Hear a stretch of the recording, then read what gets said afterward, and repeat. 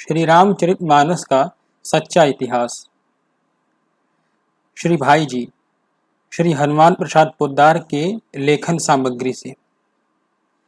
इसमें श्री भाई जी लिख रहे हैं कि कहा तो जाता है कि वर्तमान युग बुद्धि प्रधान और उन्नति संपन्न है, परंतु गंभीरता के साथ विचार करने पर पता लगता है कि बुद्धि की जगह अश्रद्धा और अविश्वास ने ले ली है और उन्नति का स्थान कलह और द्वेष ने। जहां अश्रद्धा और अविश्वास का विस्तार है, वहां हम यह कह सकते हैं कि यहां बुद्धि से काम लिया जाता है, अविवेक या अंध परंपरा से नहीं। और जहां द्वेष और कलह है, वहां हम समाज में जागृति और उन्नति का आरोप करते हैं। इसी कारण आज हमारी वास्तविकता नष्ट हो रही है और क्रमशः हमारा जीवन कृत्रिम होता चला जा रहा है, यानी बनावटी होता चला जा रहा है। श्रद्धा विश्वास का तिरस्कार करके हम अपने घर में रखे हुए पारस से लाभ नहीं उठा रहे हैं। यही विधि की विडंबना है। इसी कारण आज अपनी सनातन सभ्यता और इतिहास पर से हमारी आस्था उठती ही चली जा रही है। अच्छे अच्छे विद्वान और समझदार पुरुष भी आज प्रत्येक सत्य को, यहाँ तक कि ईश्वर तक को, कवि कल्पना का स्वरूप देने में भी अपनी शान समझने लगे हैं। यह मानव जाति का दुर्भाग्य है।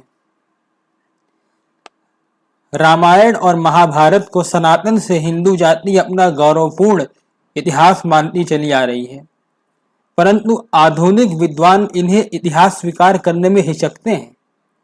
अवश्य ही इसमें उनकी नियत बुरी नहीं है, परंतु काल प्रभाव और अविश्वासपूर्ण वायुमंडल का उनकी बुद्धि पर इतना गहरा असर हुआ है कि उनका लक्ष्य और उनकी विचारधारा की गति ही पलट गई है। इसी से प्रत्येक बात को वे अपनी काल्पनिक कसौटी पर कसकर क्षणों में ही काल्पनिक करार दे डालते हैं।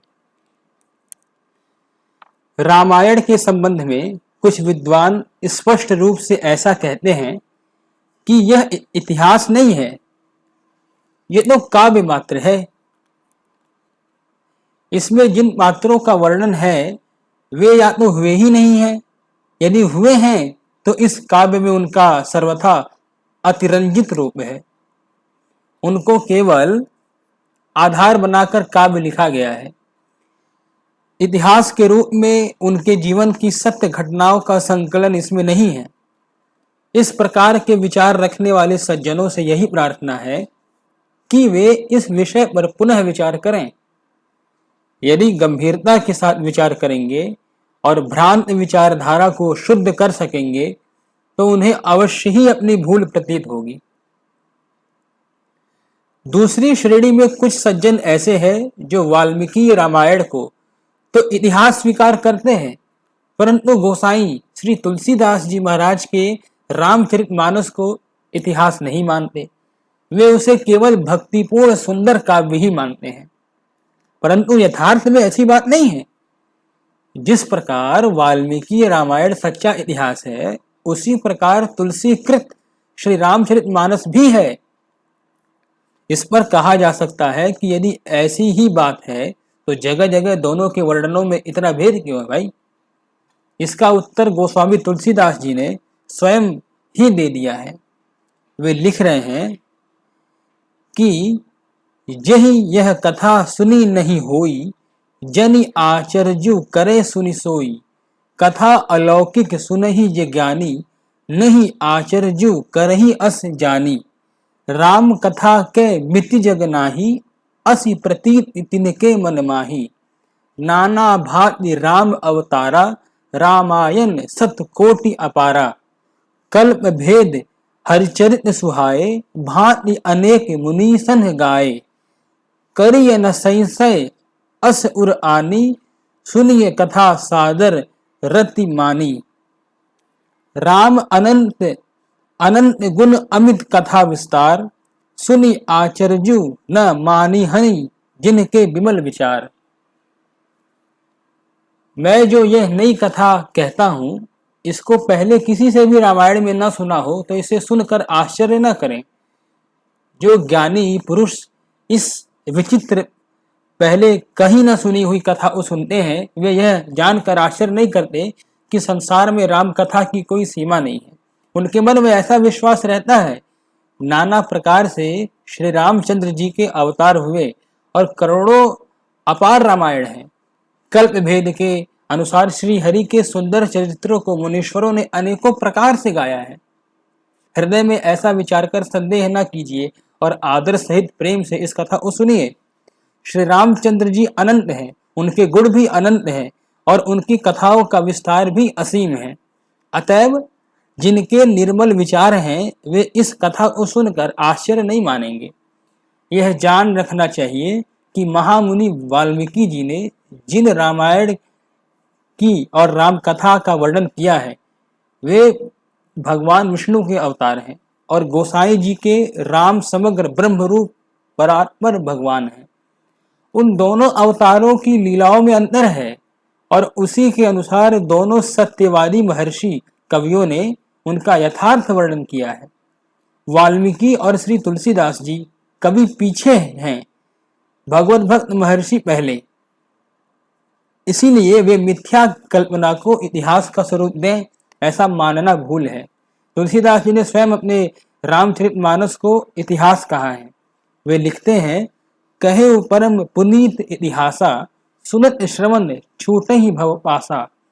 प्रणत कल्प तरु करुणा पुंजा उपजई प्रीति राम पद कंजा। शिव जी कहते हैं, मैंने ये परम पुनीत इतिहास कहा है, इसके सुनने से भवबंधन छूट जाता है और प्रणत